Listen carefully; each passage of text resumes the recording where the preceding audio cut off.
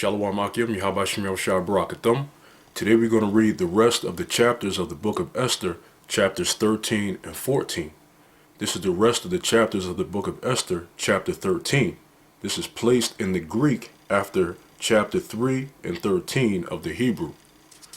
The copy of the letters was this: The great king Artaxerxes writeth these things to the princes and governors that are under him from India unto Ethiopia, and 127 provinces.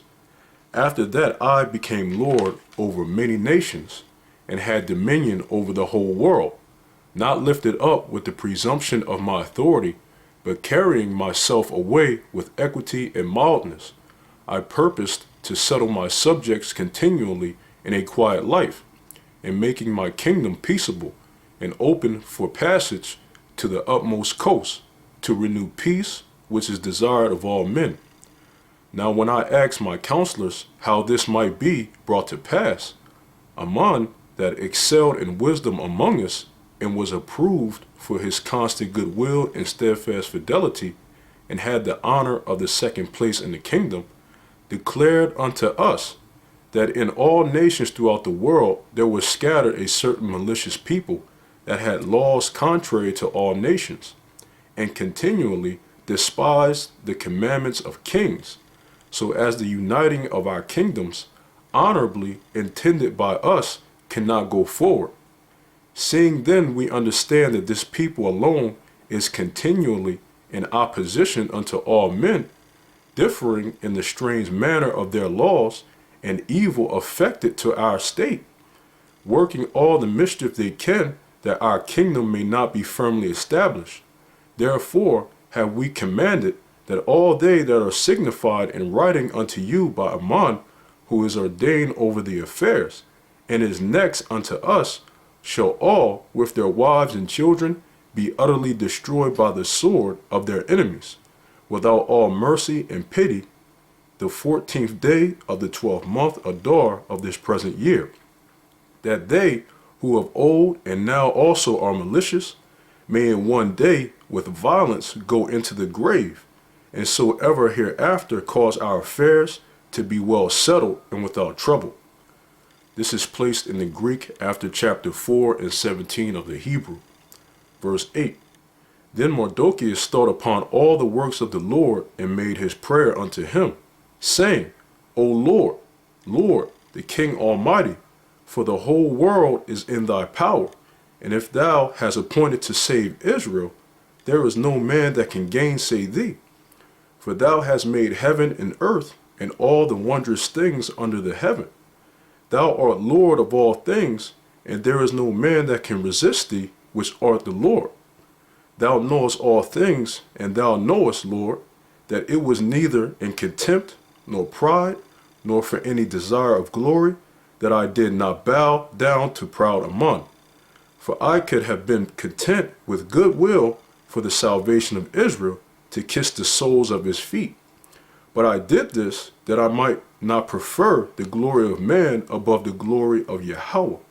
Neither will I worship any but thee, O Yahweh. Neither will I do it in pride. And now, O Lord Yahweh and King, spare thy people, for their eyes are upon us to bring us to naught. Yea, they desire to destroy the inheritance that have been thine from the beginning.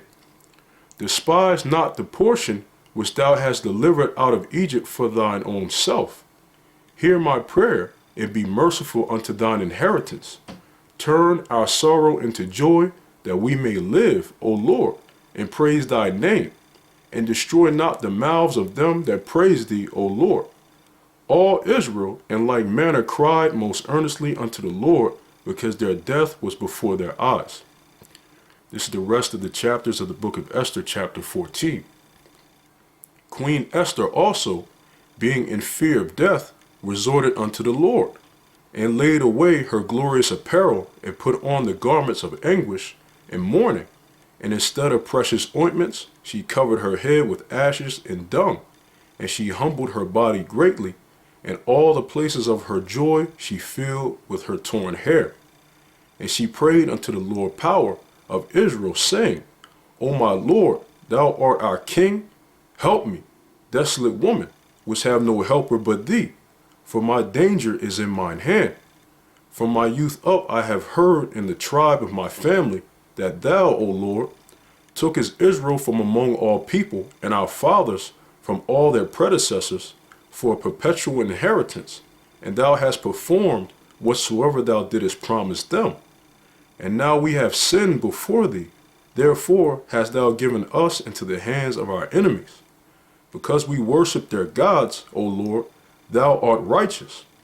Nevertheless, it satisfieth them not that we are in bitter captivity, but they have stricken hands with their idols, that they will abolish the thing that thou with thy mouth hast ordained, and destroy thy inheritance, and stop the mouth of them that praise thee, and quench the glory of thy house and of thine altar, and open the mouths of the heathen to set forth the praises of the idols, and to magnify a fleshly king forever.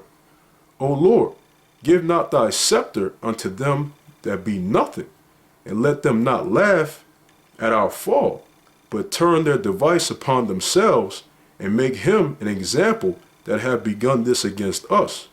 Remember, O Lord, make thyself known in time of our affliction, and give me boldness, O King of the nations, and Lord of all power.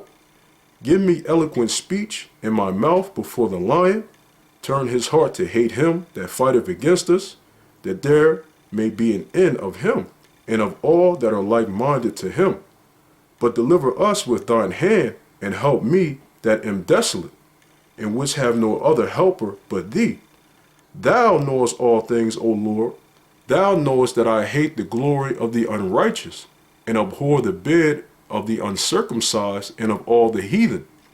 Thou knowest my necessity, for I abhor the sign of my high estate, which is upon mine head in the days wherein I shew myself, and that I abhor it as a mistress rag, and that I wear it not when I am private by myself, and that thine handmaid have not eaten at a man's table, and that I have not greatly esteemed the king's feast, nor drunk the wine of the drink offerings.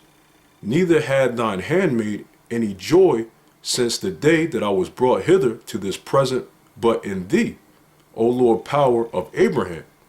O thou mighty Yahweh, above all, hear the voice of the forlorn, and deliver us out of the hands of the mischievous, and deliver me out of my fear. That's the rest of the chapters of the book of Esther, chapters 13 and 14. Yahweh Shem Yahushua Barak Atham, and as always, double shalom.